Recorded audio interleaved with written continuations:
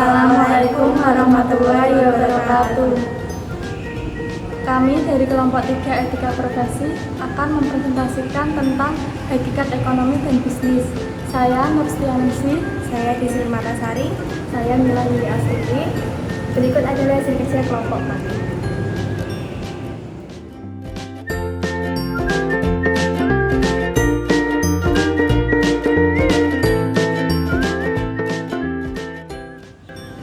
Saya akan menjelaskan hakikat ekonomi dan etika sistem ekonomi.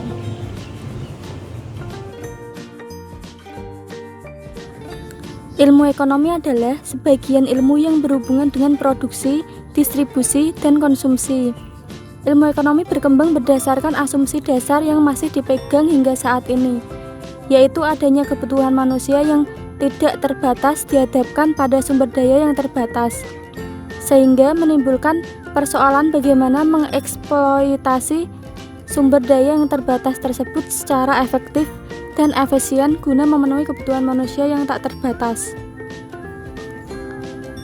Ilmu ekonomi modern dewasa itu telah menanamkan paradigma tentang hakikat manusia, yaitu manusia adalah makhluk ekonomi, manusia mempunyai kebutuhan tak terbatas.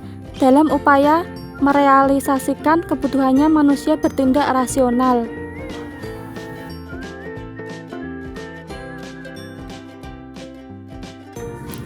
Etika pada intinya mempelajari perilaku seseorang atau kelompok yang dianggap baik atau tidak baik.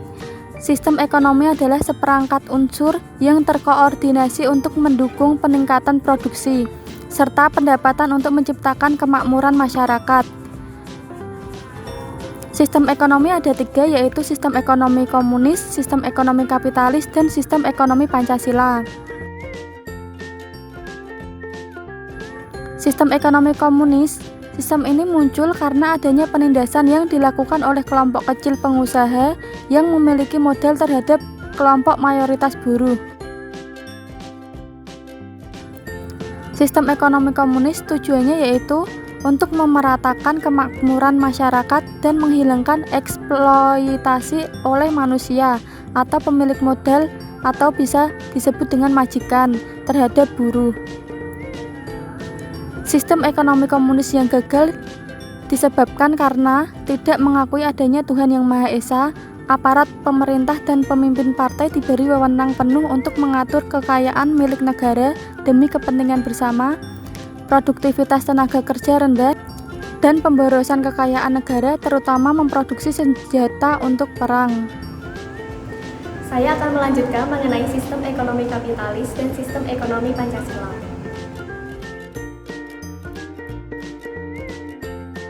Ekonomi kapitalis berkembang di negara barat. Inti dari paham kapitalis yaitu adanya kebebasan individu untuk memiliki, mengumpulkan, dan mengusahakan kekayaan secara individu.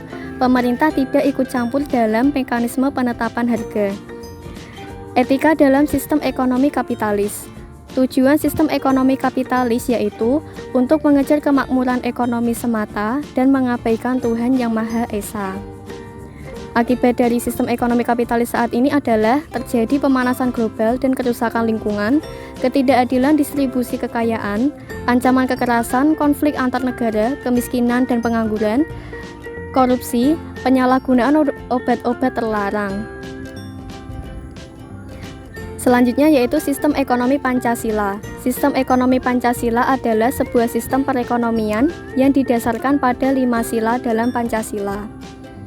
Tujuan dari sistem ini adalah yang pertama, kestabilan ekonomi dengan kesempatan kerja yang luas. Yang kedua, adanya pemerataan pendapatan antar berbagai golongan. Dan terakhir adalah adanya dorongan untuk bekerja bagi masyarakat. Etika dalam sistem ekonomi Pancasila. Etika ini intinya adalah mempelajari perilaku atau tindakan seseorang atau kelompok atau lembaga yang dianggap baik atau tidak baik. Ukuran untuk melihat baik atau tidak bisa dilihat dari suatu tindakan, dari hakikat manusia utuh, manfaat dan kerugian bagi orang lain, menciptakan kebahagiaan individu, serta meningkatkan keimanan dan kesadaran spiritual. Berikutnya saya akan menjelaskan tentang pengertian dan peranan bisnis.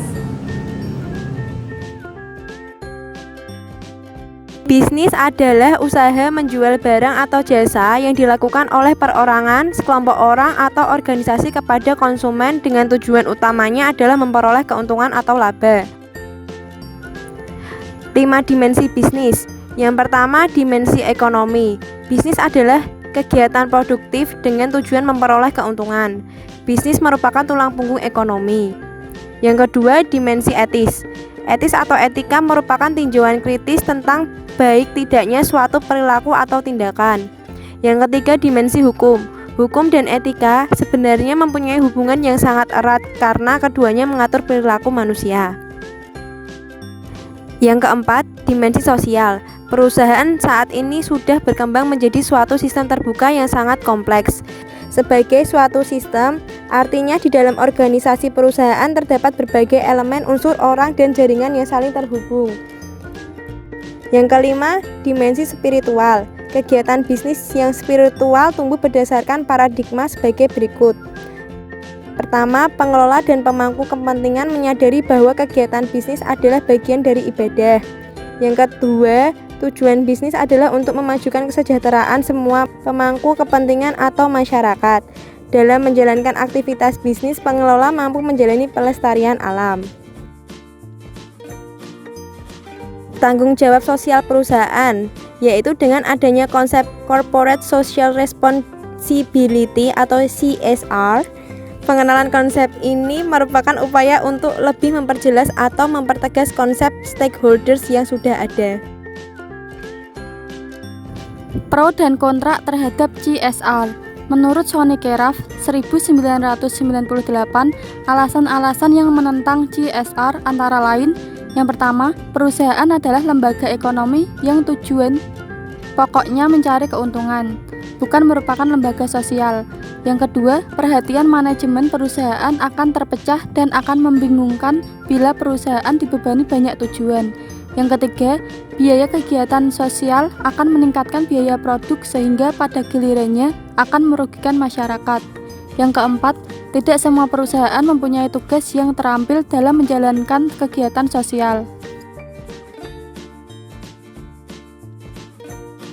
Berikut adalah alasan-alasan yang mendukung CSR, antara lain: 1. Kesadaran yang meningkat dan masyarakat yang semakin kritis terhadap dampak negatif dari tindakan perusahaan yang merusak alam.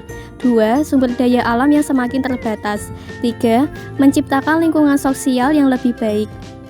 4. Perimbangan yang lebih adil dalam memikul tanggung jawab beban sosial dan lingkungan antar pemerintah, perusahaan, dan masyarakat.